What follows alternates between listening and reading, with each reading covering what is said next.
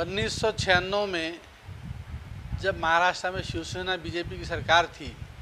उन लोगों ने औरंगाबाद शहर का नाम बदलने की कोशिश की और महाराष्ट्र गवर्नमेंट ने उसमें औरंगाबाद शहर का नाम बदलने के लिए एक नोटिफिकेशन निकाला और 30 दिन के अंदर उसके ऊपर ऑब्जेक्शन दाखिल करने के लिए कहा गया। लेकिन नाम बदलने की कोई वजह नहीं थी और नाम बदलने के पीछे का जो मकसद था वो मकसद से हम लोग मुत्तफ़िक़ नहीं थे, क्योंकि इनका मकसद सिर्फ ये है कि ऐसे नाम बदलकर दो समाजों को आपस में लड़वाना और उस पर अपनी सियासत चलाना, तो शहर का वातावरण ख़राब ना हो, शहर का अमन अमान बरकरार रहे, हिंदू मुस्लिम इत्तेहाद बरकरार रहे, आपस में भाईचारा बरकरार रहे। इस मकसद के लिए हमने उस नोटिफिकेशन को विरोध किया और उसके ख़िलाफ़ हमने पहले तो उन्होंने ऑब्जेक्शन दाखिल नहीं करने के लिए कहा था। पूरे मराठवाड़ा औरंगाबाद शहर से ज़िले से मराठवाड़ा से लाखों लोगों ने उस पर ऑब्जेक्शन दाखिल किए। उसके बाद हमने उसको हाई कोर्ट में चैलेंज किया। हाई कोर्ट के उस वक्त के जो जजेस थे उन्होंने कहा कि ये तो ऑब्जेक्शन के लिए नोटिफिकेशन है, अभी ये कोई फाइनल डिसीजन नहीं है, आप प्री मैच्योर आ रहे हैं। तो प्री मैच्योर कहकर उन्होंने रिजेक्ट किया। हम उसके ख़िलाफ़ सुप्रीम कोर्ट गए, लेकिन सुप्रीम कोर्ट ने बहुत पॉजिटिव अप्रोच उसमें लिया। सुप्रीम कोर्ट में उस वक्त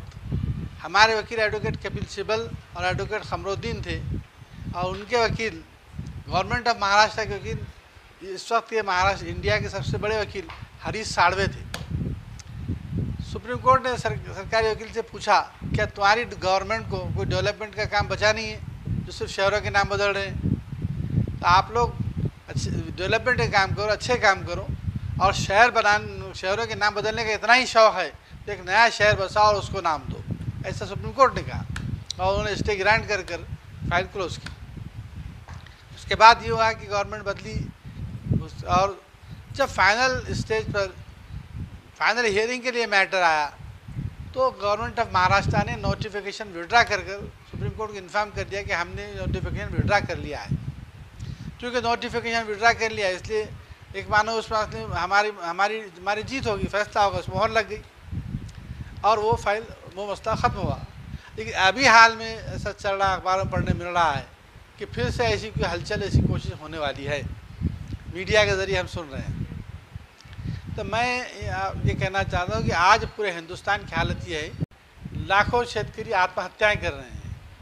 करोड़ों नौजवान बेरोज़गार घूम रहे हैं और महंगाई इतनी ऊंचाई तक पहुंच गई कि हिंदुस्तान की तारीख में कभी 90 रुपये से ऊपर पेट्रोल नहीं बिका, आज 90 रुपये से ऊपर पेट्रोल बिक रहा है।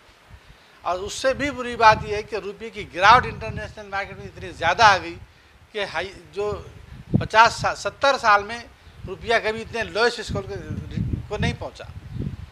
तो ये सारे मसाइल से लोगों की तवज्जो हटाने के लिए और इलेक्शन जीतने के फिर से क्या करना चाहिए, तो फिर राम मंदिर का सहारा लो,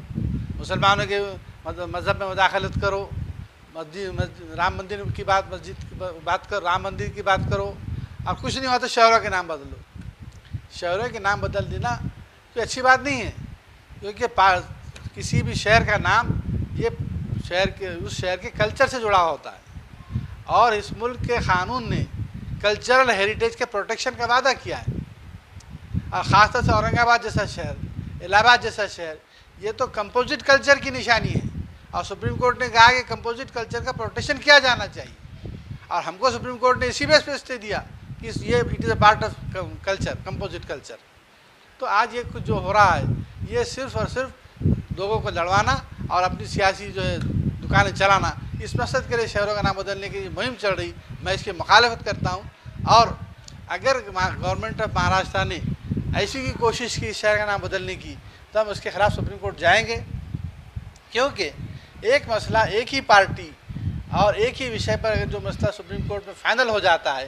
उसके ख़िलाफ़ दोबारा गवर्नमेंट नहीं जा सकती। और गवर्नमेंट ने ऐसा कोई कदम उठाया तो रेस जुडिकेटा एक्ट है जो सेक्शन 11 के अंदर में आता है और उसके मुताबिक उनकी पिटीशन एडमिट नहीं हो सकती और ऐसा कोई कदम नहीं उठा सकते, और उठाते हैं तो उसके ख़िलाफ़ हम लीगल फाइट करेंगे।